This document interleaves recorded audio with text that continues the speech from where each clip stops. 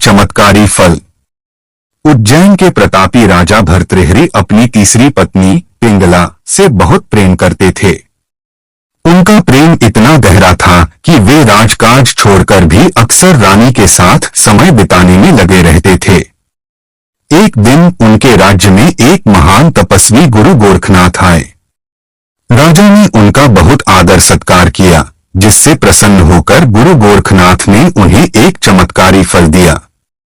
गुरु ने बताया कि इस फल को खाने वाला व्यक्ति हमेशा जवान रहेगा और अमर हो जाएगा।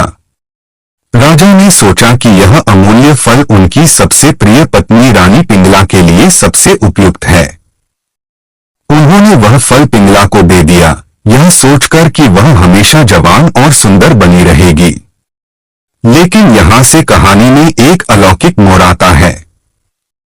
रानी पिंगला राजा भर्तृहरि से प्रेम नहीं करती थी, बल्कि वह राज्य के कोतवाल पर मोहित थी। पिंगला ने वह चमत्कारी फल कोतवाल को दे दिया। कोतवाल भी एक वेश्या से प्रेम करता था। उसने सोचा कि यदि वह इस फल को वेश्या को दे देगा तो वह हमेशा जवान और सुंदर रहेगी और वह उसका साथ हमेशा पाएगा। इसलिए उसने वह फल वेश्या को दे दिया। लेकिन वेश्या ने उस फल को देखकर सोचा, इस नर्क समान जीवन से मुक्ति पाने का यही एक मौका है। उसने यह भी सोचा कि राजा भर्तृहरि सबसे महान हैं और इस फल की सबसे ज्यादा जरूरत उन्हें ही है, ताकि वे हमेशा अपने राज्य की सेवा कर सकें। यह सोचकर वेश्या ने वह फल राजा भर्तृहरि को वापस दे दिया। जब राजा भर्तृहरि ने उस फल को अपने सामने देखा तो वह चकित रह गए। उन्होंने वेश्या से पूछा कि यह फल उसे कहाँ से मिला। वेश्या ने बताया कि यह उसे कोतवाल ने दिया है। राजा ने तुरंत कोतवाल को बुलाया और सख्ती से पूछने पर कोतवाल ने रानी पिंगला का नाम लिया। यह सुनकर राजा का हृदय टूट गया। जिस रानी पर उन्हें सबसे ज्यादा भरोसा था, उसी ने उन्हें धोखा दिया। इस घटना ने उन्हें जीवन के मोह और रिश्तों की सच्चाई का गहरा एहसास कराया। उन्हें समझ आ गया कि संसार में सब कुछ क्षणभंगुर और माया है। अपने महल में लौटकर उन्होंने सारी सच्चाई अपनी मां को बताई।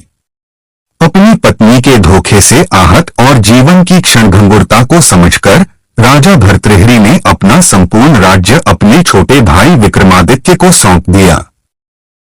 राजपाट त्याग कर भर्तृहरि एक योगी के वेश में उज्जैन की एक गुफा में चले गए और वहां कठोर तपस्या करने लगे।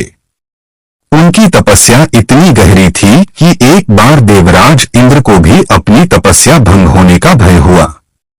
इंद्र ने उन पर एक विशाल पत्थर गिराया, लेकिन तपस्या में बैठे भर्तृहरि ने उसे एक हाथ से रोक लिया।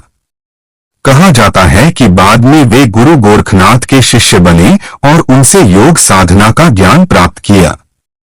गुरु गोरखनाथ ने भर्तृहरि की परीक्षाएं भी लीं, जिससे उनका वैराग्य और भी दृढ़ हुआ।